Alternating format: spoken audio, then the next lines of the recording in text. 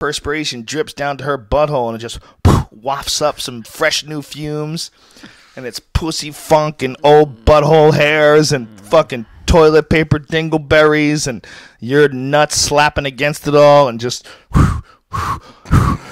like you're fanning the fires. And then right when you're about to bust a nut, you look down at her hairy feet. Oh. And your dick goes soft. And her china dick. And you gotta close your eyes and plug your nose at the same time. Try to regain your boner. Oh, no. Remember that when we were at that strip club? Hippie pussy's gotta be so gross. Did we ever talk about that when we were at the strip club and I thought the young chick was behind me and I was so drunk that... Which strip club is it? Remember? Oh my goodness. This is like 2001 in Brian's defense. This is a long, long time ago. We were at a strip club and Brian was hammered. And there was a woman who sat next to Brian, and Brian started making out with this woman. Well, let's first talk about. Okay, I thought it was there was a cute waitress that Brian was flirting with. This is what happened first. There was this cute waitress that Brian was flirting with, and she was coming talking to him, and she gave him a drink, and she said, "I'll be back to talk to you in a minute." And Brian was so shit faced that he leaned back and closed his eyes, and this haggard old wizard woman, this witch, this bitch, just appeared out of nowhere, and the whole deal. She just attacked me or something. Like, yeah, like in her 50s, okay, and not like well kept. No. Like ragged in her 50s with bad tattoos and a cut off shirt, like where her stomach was exposed, and there's stretch marks from the 1930s on that fucking weathered old leather saddle of a stomach, and her voice was cigarette. Oh, hey, just stinky breath. And she didn't have all her teeth either, man. She was missing a couple of teeth. I mean, it was ridiculous. So she sat down next to Brian, and Brian leans up against her like this, and when Brian leans up against her, she grabs his head, and he turns towards her, and they start making out. I thought it was the waitress. And I'm like, I gotta get this fucking kid out of here. How drunk is he? This is ridiculous. Like, this bitch just saw him hammered. And by the way, we're at a table. We're at a private little table. So we didn't know her. She just came over and sat down at our table. And no one knew her. And she just came over, sat down. Like, she's like a monster, and she saw a victim, and she saw that he was weak. She saw that he was like so sloshed, he couldn't keep his shit together, and he was leaning back. And when he like closed his eyes and leaned his head back, she just moved in for the kill. She made the physical contact, and he didn't know. He thought it was the girl, and she had an arm on him like this, so he just responded to the physical contact, thinking that it was this hot waitress. Next thing you know, they're tonguing each other. Oh, and you have it all on video too. Oh yeah, I got it on video somewhere. Don't fuck around, son. We both have shit on each other.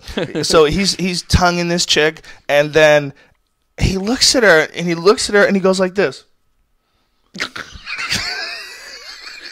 the middle of it, he looks at her, and then he just turns away, and she's like touching his face and everything, and he just goes like this. I gotta go to the bathroom. And you get up and go to the bathroom, and she got up and walked away, and you came back and you go, did I make out with that old lady? And we were like, what the fuck was that about? He goes, dude, I thought it was the waitress. I totally thought it was the waitress. Like, oh, why didn't you stop me? I'm like, we couldn't stop you. How the fuck are we going to stop you? She sat down next to you. You leaned towards her, and that bitch just planned it perfectly. How many times has she done that? I don't know. But the next morning, when I was driving her back to her hotel,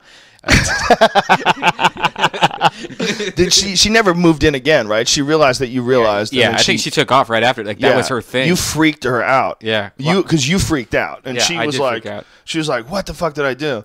Like she realized that she had tricked some poor young man. Dude, this is how gross it was. That the chair I was on at a strip club was a cloth chair, and I wanted to scrape the taste off my tongue, so I started licking and dragging my tongue on the chair of a strip club to get the taste of her mouth off of my tongue.